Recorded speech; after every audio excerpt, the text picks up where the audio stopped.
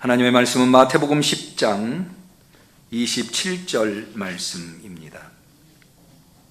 신약성경 16페이지 성령 강림절 17번째 주일에 하나님께서 대면으로 비대면으로 예배에 나와 하나님을 섬기는 우리 성도들에게 주신 하나님의 소중한 말씀, 마태복음 10장 27절 말씀을 우리 다 같이 소리내어서 한 목소리로 받들어 읽도록 하겠습니다. 내가 너희에게 어두운 데서 이루는 것을 광명한 데서 말하며 너희가 귓속으로 듣는 것을 집 위에서 전파하라. 이는 하나님의 말씀입니다. 아멘.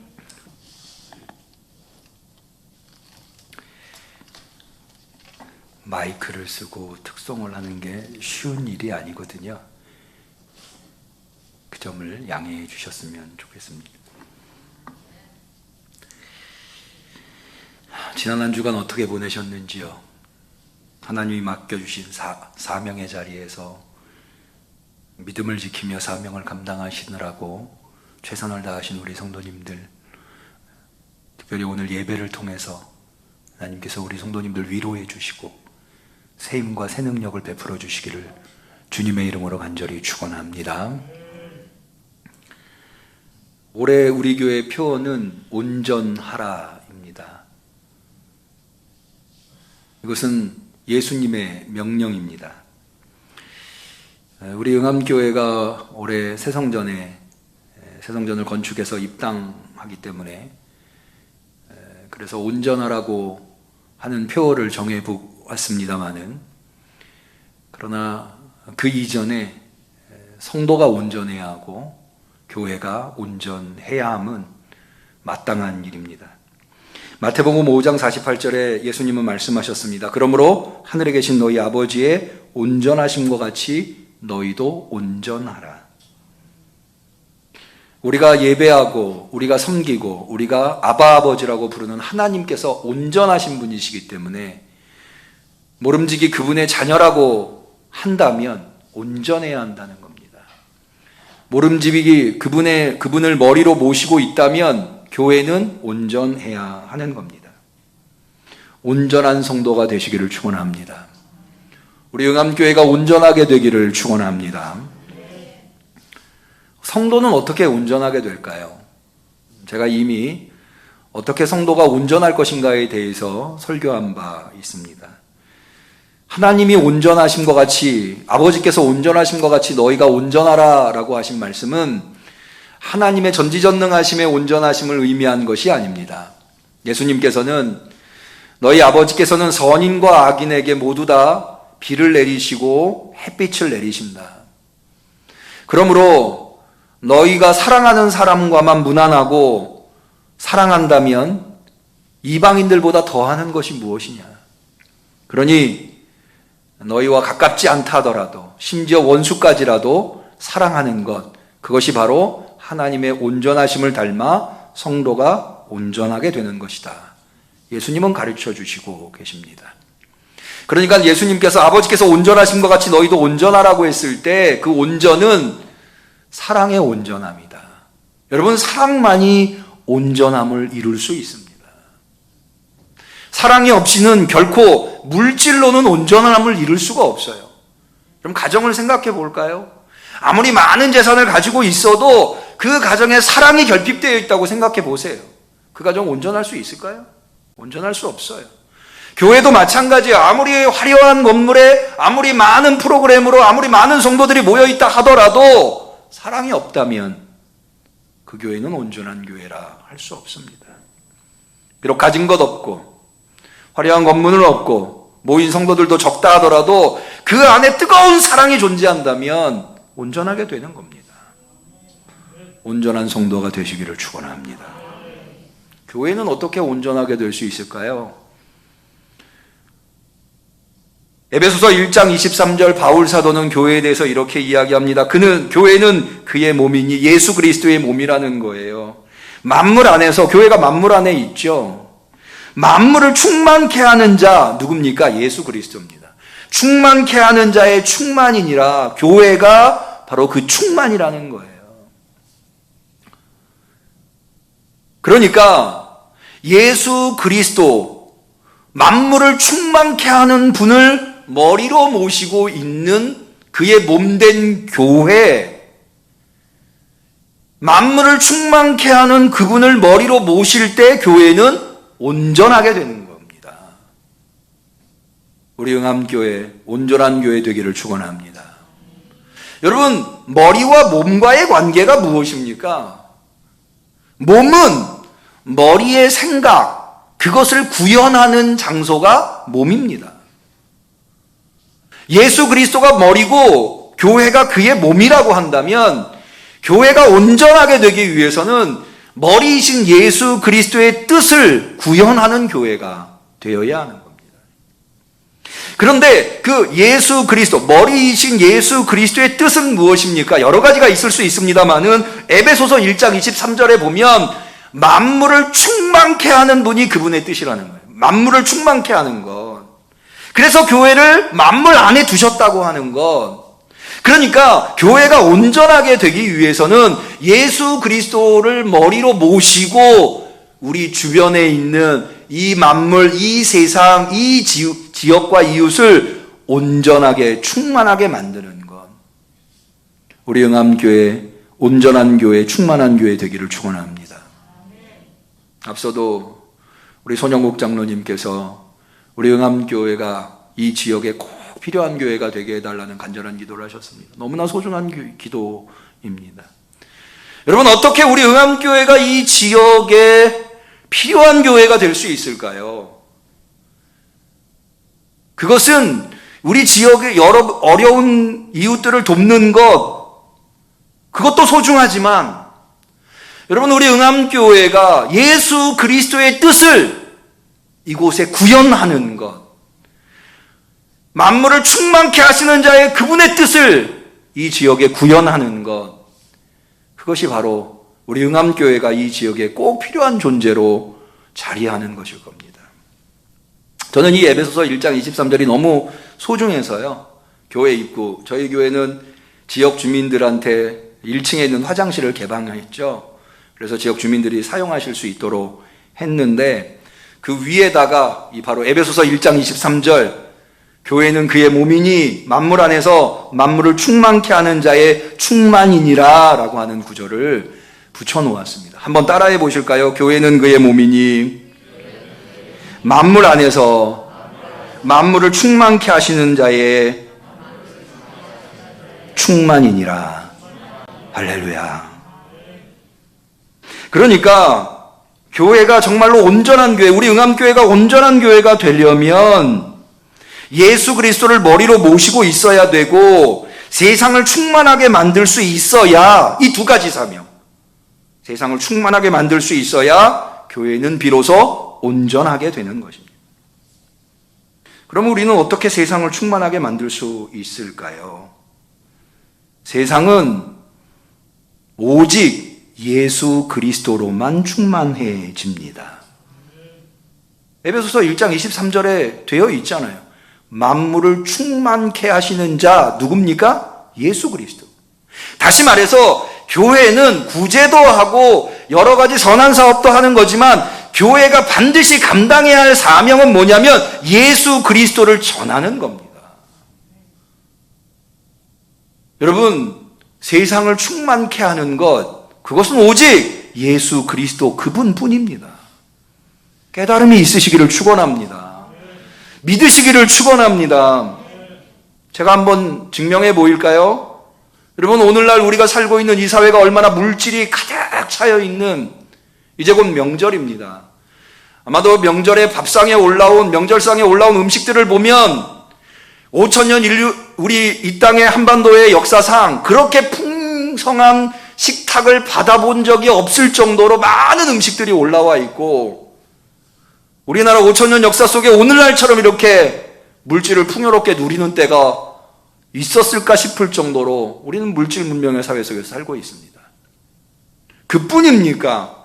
오늘날처럼 대명천지가 되어 있었던 때가 있습니까? 웬만한 사람들은 모두 다 글을 읽을 수 있어요. 우리나라가 문맹률이 세계 최저라고 하는 거 잘 알고 계시죠? 지식이 창궐한 사회 속에 살고 있습니다. 인터넷이나 유튜브에 쳐보면 얻을 수 없는 지식이 없을 정도로 요즘은 그래서 다 전문가예요. 법에도 전문가, 의료에도 전문가.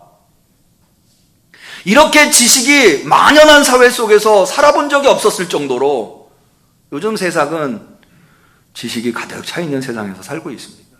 그런데 어때요? 사람들은 충만합니까? 세상은 온전합니까? 만족하고 있나요? 그러고 있지 못하고 있어요. 왜 그럴까요? 여러분, 여기에 아주 놀라운 영적 신비 하나가 있어요. 여러분, 만족은 어디서 느낍니까? 충만은 어디서 느끼는 거예요? 우리의 마음에서 느끼는 거예요. 그런데요, 우리의 마음이라고 하는 것의 크기가 얼마나 되는 줄 아십니까? 우리의 마음의 크기는 이 우주보다 더 커요. 우리의 마음 안에는 이 우주가 다 담깁니다. 지구뿐만 아니라 온 우주 만물이 이 마음속에 담길 수 있는 크기를 가지고 있는 게 이 마음이라고 하는 거예요. 그러니까는 마음을 그 무엇으로도 채울 수가 없어요. 이 온 우주 만물을 다 마음속에다가 집어넣어 놔도 여전히 빈 공간이 남기 마련이에요. 마음을 채울 수 있는 건 뭐예요? 오직 전지전능하신 하나님. 이 우주보다 비교할 수 없을 정도로 크신 그분, 위대하신 하나님, 그 하나님만이 우리 인간의 마음을 채울 수 있는 거예요. 그래서 돈을 아무리 많이 가지고 있는 사람도 결핍을 느끼는 거고요. 예수 없으면. 그래서 아무리 많이 배운 사람도 예수 없으면 인생의 허무함을 느끼는 거예요. 그러나 가진 건 없고 배운 것 없고 그래도 예수 알면, 하나님 믿으면 만족한 삶을 살게 되는 거예요. 그래서 예수가 중요한 거예요. 특별히 예수님이 중요한 이유는 예수님이야말로 우리에게 나타나신 하나님이시기 때문에 그래요. 하나님 볼 수 있는 사람이 없잖아요. 하나님은 영이시기 때문에. 그러나 그 하나님께서 우리를 만나러 오셨는데 예수 그리스도가 그분이시라는 거죠. 믿으시기를 바랍니다. 그래서 우리가 만날 수 있는 하나님이 이제 우리 앞에 나타났는데 그분이 바로 하나님의 독생자 아들 예수 그리스도이십니다. 믿으시기를 축원합니다. 그러므로 오늘날 이 세상에 무엇보다 필요한 분은 누굽니까? 예수 그리스도 그분이에요. 세상이 물질을 이마만큼 가져봤어요. 그걸로 채울 수 없다는 거 깨달았어요. 이마만큼 많은 지식과 사상을 가져봤어요. 근데 그걸로도 채울 수 없다는 것 깨달았어요. 이제 남은 게 무엇입니까? 오직 복음, 예수 그리스도, 그것만이 세상을 채울 수 있는 거예요. 세상을 충만하게 만들 수 있는 거예요. 그 사명은 어디만 감당할 수 있어요? 교회만 감당할 수 있는 거예요. 우리 영암교회가 그 사명 감당할 수 있기를 축원합니다. 그러면 교회가 온전하게 되기 위해서, 하나님의 뜻을 받들기 위해서 교회는, 성도는 어떻게 세상에 복음을 전해야 할까요? 바로 이 질문, 아주 중요한 질문이죠.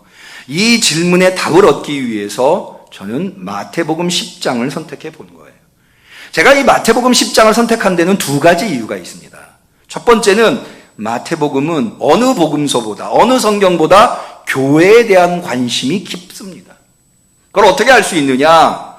여러분, 베드로가 가이사랴 빌립보에서 그리스도 고백을 하죠.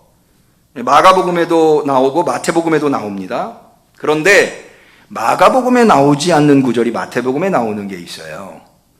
마태복음 16장 7절입니다. 예수께서 대답하여 가라사대 바요나 시몬아 내가 복이 있도다. 이를 내게 알게 한 이는 혈육이 아니요 하늘에 계신 내 아버지시니라. 또 내가 내게 이르노니 너는 베드로라. 내가 이 반석 위에 내 교회를 세우리니 음부의 권세가 이기지 못하리라. 다시 말해서 베드로가 예수님을 향해서 그리스도 고백을 했을 때 예수님께서 그 베드로 위에, 그 고백 위에 교회를 세우시겠다. 교회라고 하는 단어를 특별히 끄집으셔서 말씀하신 대목이 마태복음에 나온다는 거예요. 이제 또 살펴보겠습니다만은 마태복음은 교회에 깊은 관심을 가지고 있다고 하는 것을 마태복음은 예수님의 말씀을 그 내용별로 묶어서 5권의 책을 만들어 복음서 안에 기록해 놓았는데 그 중에 18장 교회에 대한 교훈을 담고 있다는 거죠.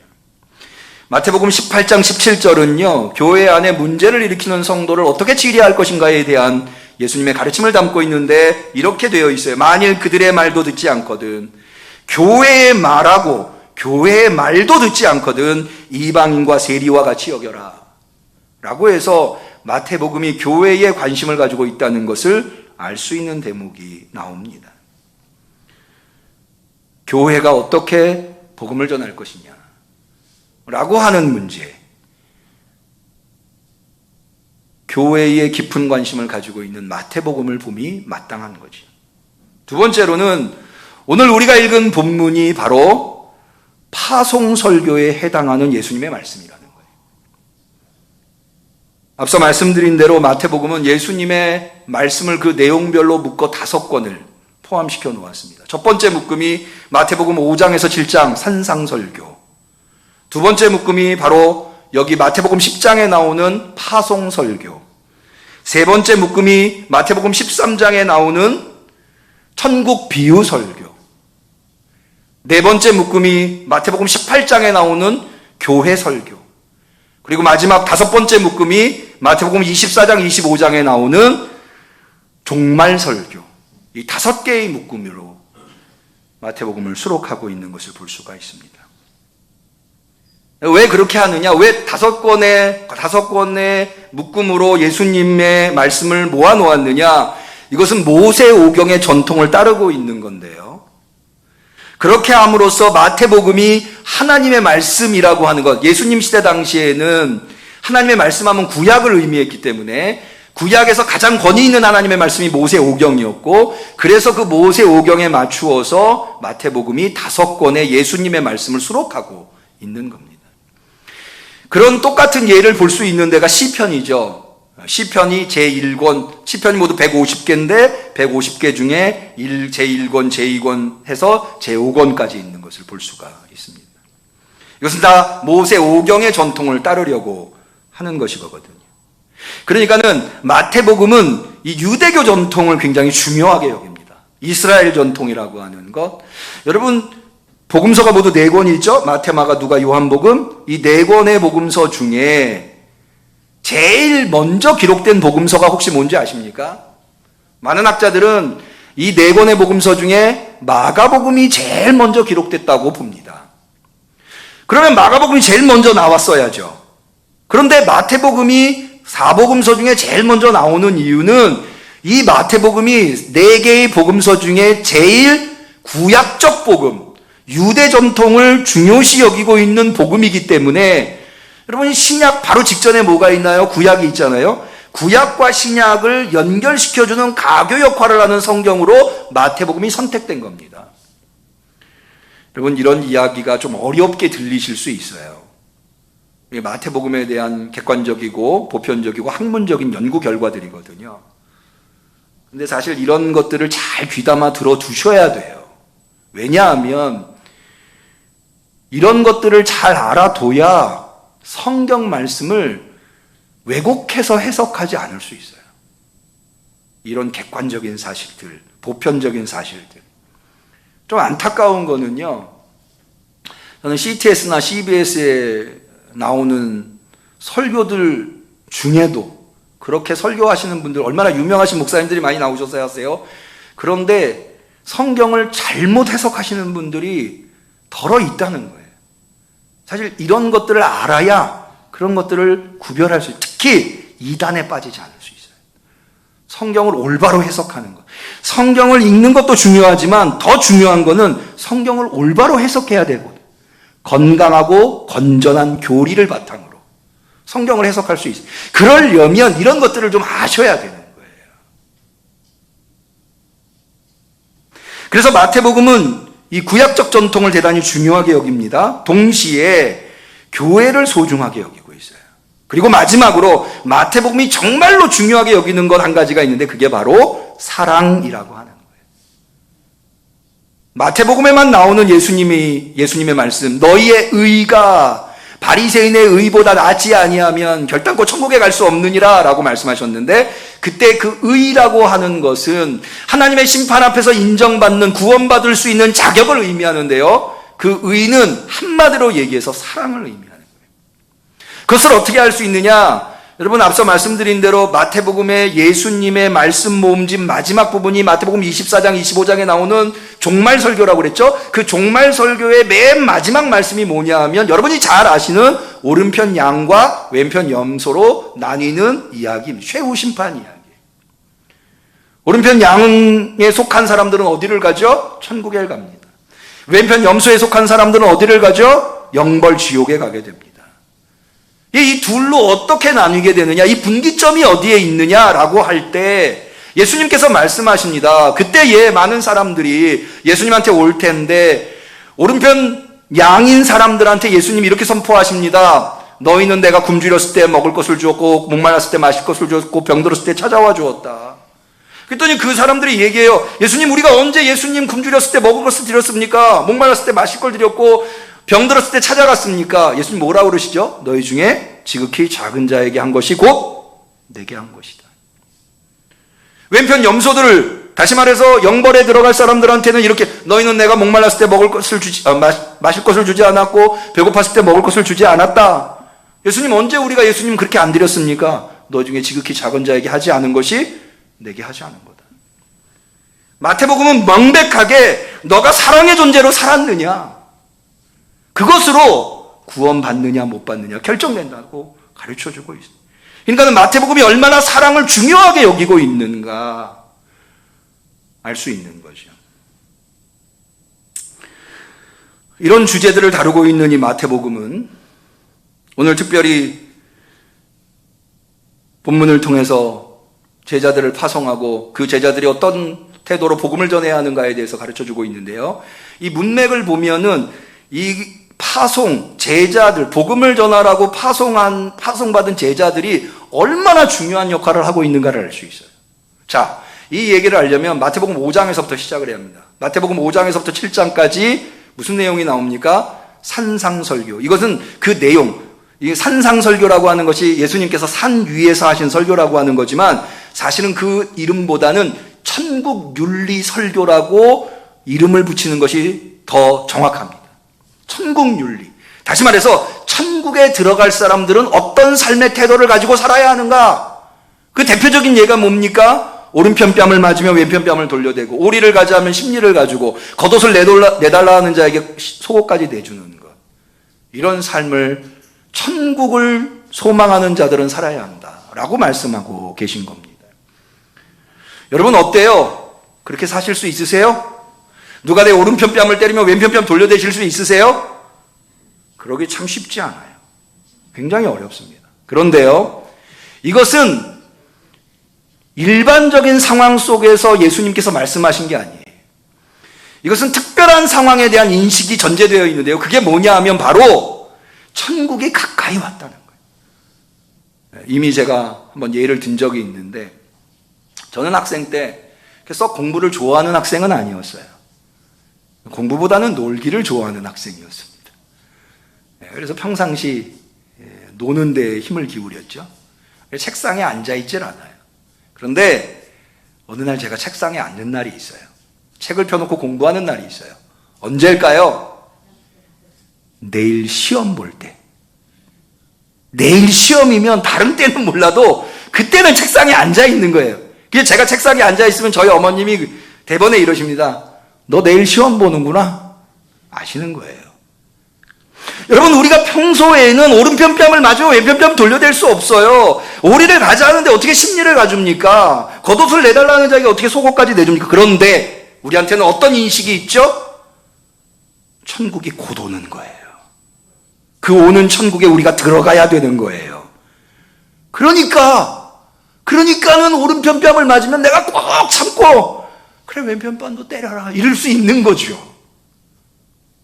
그게 바로 마태복음 5장에서 7장에 나오는 천국윤리예요. 이렇게 천국이 가까이 왔다고 하는 것을 예수님이 선포하시고 난 다음에 8장, 9장에는 예수님께서 많은 기적을 일으키십니다. 특별히 병자를 고치시고 귀신을 내쫓으시고 죽은 자를 살리세요. 그 왜 하시느냐? 천국 복음을 전하신 것을 증명하시는 거예요. 천국이 가까이 왔다는 거죠. 여러분, 천국에 질병이 있을까요? 천국엔 질병이 없어요. 저는 요즘 들어 더 코로나 상황 속에서 더 천국을 사모하게 되는데요. 천국엔 질병이 없어요. 또 천국에 귀신이 있을까요? 없겠죠? 천국엔 귀신이 없어요. 천국에 죽음이 있을까요? 없어요. 그러니까 천국이 가까이 오면 이런 것들이 해소되는 거예요. 이건 마치 뭐와 비슷하냐? 여러분, 봄이 오려고 그러면 제일 먼저 피는 꽃이 뭔가요? 매화인가요? 제가 잘 모르겠는데. 개나리인가요? 이런 것들이 뭐냐? 한꺼번에 모든 꽃이 만개하는 게 아니라 점점 꽃이 피기 시작하는 것들이 있죠. 그런 것처럼 예수님으로 인해서 천국이 가까이 왔기 때문에 갑자기 한꺼번에 병자들이 낫는 건 아니지만 군데군데 병자들이 낫기 시작하는 거예요. 군데군데 귀신들이 쫓겨나는 거예요. 군데군데 죽음들이 밀려나는 거예요. 천국이 가까이 오고 있는 거죠. 믿으시기를 바랍니다. 그렇게 천국이 가까이 왔음을 증명하신 예수님께서는 이제 어떤 시각을 가지시게 되느냐? 아, 예수님 혼자로는 부족하구나. 얼마나 세상에 이 천국을 들어야 하고 천국을 준비해야 할 사람들이 많은데, 그래서 예수님께서 제자들한테 뭐라고 그러시죠? 10장이 시작되기 직전에 예수님은 제자들한테 추수할 것은 많은데 일꾼이 없으니 일꾼을 보내어 달라고 하라. 이건 뭐냐 하면 예수님이 육신으로 이 땅에 오셨기 때문에 예수님과 함께 동역할 이 위대한 사명, 천국이 가까이 왔다고 하는 이 위대한 사명을, 사람들한테 전달하는 이 위대한 사명을 같이 감당할 사람들이 필요했던 거죠. 그렇게 예수님께서 제자들한테 말씀하시고 그 다음에 12제자를 선발하는 내용이 나오세요.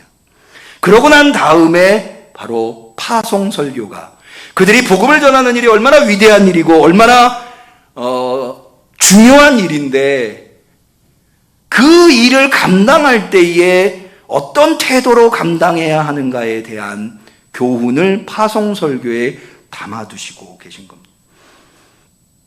근데 이 복음을 전하는 일이 위대한 일이며 중요한 일임에도 불구하고 이것은 예수님의 사명에 동참하는 것이고 하나님이 시키신 일을 하는 하나님의 사명자의 일인데, 여러분, 사람의 인생은 그의 인생이 위대했느냐 위대하지 않았느냐는 그가 몇 평의 집에서 살았느냐, 그가 이 땅에서 살 때 얼마나 많은 재산을 가지고 있고 얼마나 배웠느냐로 결정되는 게 아니에요. 그가 이 땅에서 한 일이 무엇이냐. 그 일이 위대한 일이었다면 그가 아무리 못 배웠고 그가 아무리 가진 것이 없고 그가 아무리 병들었어도 그는 위대한 삶을 산 거예요. 그러나 아무리 많이 배우고 아무리 많은 재산을 가지고 아무리 막강한 권력을 가지고 있어도 그 사람이 이 땅에서 산 삶이, 그 사람이 행한 일이, 사명이 보잘것없는 거라면 그는 보잘것없는 인생을 산 거예요. 여러분, 위대한 삶을 사실 수 있기를 축원합니다. 그럼 뭐가 가장 위대한 사명일까요? 하나님이 시키신 일, 예수 그리스도가 이 땅에서 행하신 일, 그 일에 동참하는 것, 그것만큼 위대한 일이 어디 있겠습니까? 그래서 우리 성도들은요, 여러분, 요셉이 얼마나 위대한 인생이에요. 위대한 인물입니까? 요셉 같은 인물이 없었어요. 그래서 요셉을, 야곱의 아들 요셉을 얘기하는 거예요. 야곱의 아들 요셉을 구약의 예수님이라고 얘기할 정도예요. 그런데요, 요셉은 총리가 되었을 때 비로소 위대해진 게 아니에요. 요셉은 형들에 의해서 흙구덩이 속에 들어있을 때도 위대했고요. 보디발의 가정에 가서 노예 생활을 할 때도 위대했었고요. 억울한 누명을 쓰고 감옥에 있을 때도 위대했어요. 그렇게 말할 수 있는 근거가 무엇입니까? 그에게는 하나님이 주신 비전이 있었기 때문에 그래요. 제가 여러분들한테 묻습니다. 여러분들은 지금 위대한 인생을 살고 계십니까? 그런 성도님들이 되시기를 축원합니다. 그거 굉장히 중요해요. 내가 어떤 인생을 살고 있는가? 내가 위대한 인생을 살고 있다고 스스로 자부할 수 있어야 자존감이 생기는 거예요. 자존감이 생겨야 어떤 어려움도 어떤 역경도 내게 찾아와도 내가 그것을 넘어설 수 있는 거고요. 내가 그런 것에 굴할 사람이 아니지 라고 하면서 이겨낼 수 있는 거예요. 그래서 어떤 사명을 가지고 어떤 신앙을 가지고 어떤 비전을 가지고 살아가느냐는 대단히 중요해요. 그런데 이 예수 그리스도를 전하는 사명, 천국 복음을 전하는 사명은 그 어떤 사명과 비교해서 전혀 꿀리지 않는, 뒤처지지 않는 위대한 사명이라는 거죠. 그런데요, 그 사명을 감당하는 데에 참으로 어려움이 따라요. 왜 그런가 하면 이 사명을 전할 대상들, 그 대상들은 이리떼거든요. 그 사명을 전해야 할 나는 양에 불과해요. 그래서 예수님께서 파송설교를 시작하시면서 이렇게 말씀하세요. 내가 너희를 이리떼에 보내는 것과 같다. 양이 이리떼한테 가면 어떻게 되나요? 죽음을 모면할 길이 없는 거죠. 그래서 예수님 말씀하시는 거예요. 뱀같이 지혜롭고 비둘기같이 순전하라. 그러면서 아무리 힘들고 어려운 상황이 되어도 두려워하지 말라는 거예요. 왜? 하나님이 너를 붙들고 계신다. 믿으시기를 축원합니다. 여러분이 하나님의 일을 감당하려고 하잖아요. 그러면 하나님이 여러분들을 붙드십니다. 여러분이라고 입장을 바꿔놓고 생각해도 그러지 않겠어요? 여러분이 누군가한테 일을 시켰어요. 예를 들어서 자녀한테 너 공부 열심히 해 라고 했어요. 그러면 그 자녀가 공부를 열심히 할 수 있도록 모든 걸 지원해 주지 않겠습니까? 여러분, 우리가 왜 위대한 줄 아십니까? 우리가 감당하고 있는 사명도 위대하지만 위대하신 하나님이 우리가 사명을 감당할 때 내 곁에 계시기 때문이에요. 여러분, 예수님께서 이것을 아주 인상적으로 말씀하셨는데요. 어떻게 표현하셨는가 하면 하나님은 너희의 머리털까지 세신다라는 말씀으로 표현하셨어요. 저는 그 얘기 맨 처음에 들었을 때 좀 의아했어요. 아니, 하나님이 할 일도 없으시지 내 머리털은 왜 세고 계신가? 여러분 머리털을 누가 세고 있다며 그 세게 두시겠어요? 야, 너 무슨 그렇게 쓸데없는 일을 하고 있냐? 근데 이 말씀의 의미가 뭐냐 하면, 여러분, 머리털의 수를 알려면 머리털이라고 하는 게 매일같이 빠지면서 동시에 매일같이 나잖아요. 그러니까 머리털이 나고 빠지는 것을 헤아려야 머리털의 수를 알 수 있거든요. 왜 이 얘기를 하는가 하면 예수님께서 이렇게 말씀하세요. 참새 2마리가 한 아사리온이라고 하는 게 동전단이에요, 동전. 그게 정확하게 얼마인지 오늘날 화폐의 가치로는 얼마가 되는지는 알 수 없지만, 그러나 오늘날도 동전하면은 그게 고가는 아니죠. 그러니까는 참새 2마리가, 한 마리도 아니고 2마리가 한 아사리온에 팔린다는 거예요. 그런데 그렇게 값어치 없는 참새도 하나님이 허락하지 아니하면 보수가 쏘잖아요? 보수가 쏴가지고 참새가 떨어지는 거잖아요? 그런데 그게 아니라는 거예요. 하나님의 손에 있다는 거예요. 참새의 목숨도. 하찮은 그 참새의 목숨도. 하물며 너희가 참새보다 귀하지 아니하냐. 우리가 인생을 살면서 두려워하는 것들이 많아요. 질병에 걸리면 어떡하나? 내가 돈 없어서 이 일이 잘 안 되면 어떡하나? 여러분, 분명하게 하세요. 질병 때문에 죽는 거 아니에요. 여러분, 하나님의 말씀인 성경은 우리한테 생명이 누구 손에 있는지를 분명하게 얘기해 주고 있어요. 누구 손에 있습니까? 자, 고백하십시다. 누구 손에 있습니까? 하나님 손에 있어요. 단지 하나님께서 생명을 취하실 때 질병이라고 하는 수단을 통해서 우리의 생명을 취하시는 것일 뿐, 질병이 우리의 생명을 좌우하는 게 아니에요. 우리의 생명은 하나님 손에 있는 거예요. 참새 한 마리가 떨어지는 것도 하나님 손아귀에 있는데, 심지어 하나님이 우리를 귀하게 여기셔서 목까지도 하나님 손에 있는가, 우리 머리에서 난 머리털이 땅에 떨어지는 것도 하나님의 손아귀에 있다는, 그것까지도 관심을 가지고 보신다는 거예요. 그 얘기를 하시려는 거예요, 오늘 본문에서. 그러니 너희가 두려워할 게 무엇이냐. 여러분, 만약에 우리가 돈 없는 것 때문에 두려워하고, 못 배운 것 때문에 두려워하고, 내가 몸이 아픈 것 때문에 두려워한다면, 머리털까지 참새보다 더 귀하게 보시는 여러분들, 머리털까지 세는 여러분들을 지켜보고 계신 하나님을 무시하는 거예요. 여러분, 하나님이 여러분들을 붙들고 계심을 인정하시기를 축원합니다. 그렇게 되면요, 이제 어떤 복음을 전하는 자가 어떤 태도를 갖게 되느냐? 복음을 전하는 일에 당당하게 되는 거예요. 바로 오늘 우리가 읽은 마태복음 10장 27절은 그것을 이야기하고, 다시 한번 볼까요? 내가 너희에게 어두운 데서 이룬 것을 광명한 데서 말하며 너희가 귓속으로 듣는 것을 집 위에서 전파하라. 광명한 데서, 집 위에서 전파하라는 거예요.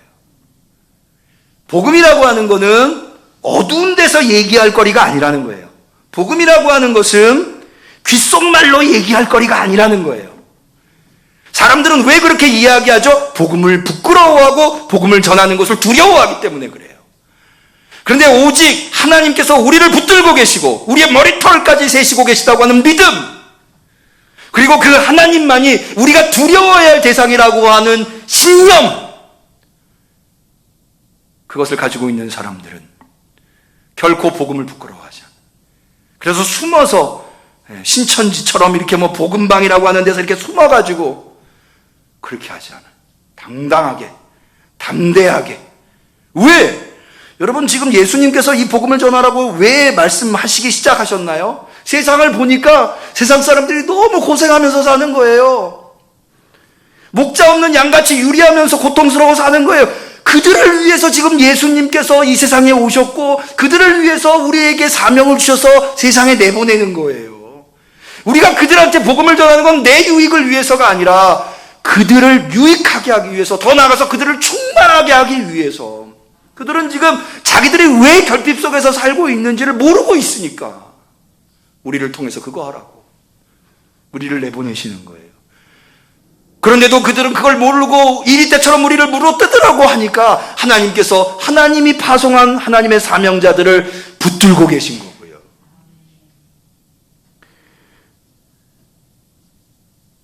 복음 전하는 일에 담대합시다. 복음은 하나님의 사명. 복음은 저들에게 우리가 줄 수 있는 최고의 선물이에요. 오직 복음만이 이 세상을 충만하게 만들 수 있는 거예요. 오직 복음만이 우리 교회를 온전하게 만들 수 있는 거예요. 여러분 중에 혹 이런 생각을 하시는 분이 있으실지 모르겠어요. 목사님, 성도가 온전하게 되는 것도 힘든데 우리한테 교회까지 온전하게 만들려고 하는 건 너무 힘든 일을 시키시는 거 아닙니까? 마지막으로 이 얘기만 하고 말씀을 정리하죠. 여러분, 교회는 성도들의 신앙의 가정과 같아요. 자, 가정 얘기를 한번 해보죠. 내가 가정 속에 있는 가족 구성원이에요. 내가 건강하게, 내가 행복하게 살려면 가정이 건강하고 가정이 행복해야 되잖아요. 내 건강과 내 행복과 가정의 건강과 행복이 구별되어 있나요? 분리되어 있나요? 아니에요. 내가 정말로 행복하려면, 내가 정말로 건강하려면, 내가 정말로 잘 살려면 내 가정이 행복해야 되고, 내 가정이 건강해야 되고, 내 가정이 잘 살아야 돼요. 여러분, 오늘날 얼마나 많은 성도들이 교회가 아파서, 교회에 문제가 생겨서 신음하고 고통하고 있는지 알 수 있잖아요. 교회가 왜 온전해야 하는가? 교회가 온전해야 우리가 온전할 수 있는 거예요. 그래서 우리는 교회의 온전에 깊은 관심을 가지고 예수 그리스도로만이 온전해질 수 있다는 믿음과 확신을 가지고 예수 그리스도만이 세상을 온전하게 하며 세상을 충만하게 만들 수 있다는 믿음과 확신을 가지고 오늘도 그 사명을 감당하는 성도들을 하나님께서 머리털까지 세시고 계시다고 하는 믿음과 확신을 가지고 세상을 이기시고 광명한 데서 밝은 데서 복음을 전할 수 있는 우리 성도님들이 되시기를 주님의 이름으로 간절히 축원합니다. 기도하겠습니다. 하나님 아버지, 오늘 우리를 주 앞으로 불러주시고 결핍으로 아우성되고 아우성치고 있는 세상 속에서 어떻게 하면 온전하며 충만하게 되는가를 깨달아 알게 하시니 감사합니다. 주님의 말씀을 들었습니다. 말씀대로 실천하겠습니다. 주여 우리를 도와주옵소서. 힘주시고 능력 주시옵소서. 질병을 이기게 하옵소서. 귀신을 이기게 하옵소서. 죽음을 이기게 하옵소서. 두려움을 이기게 하옵소서. 예수님의 이름으로 기도 올리옵나이다. 아멘.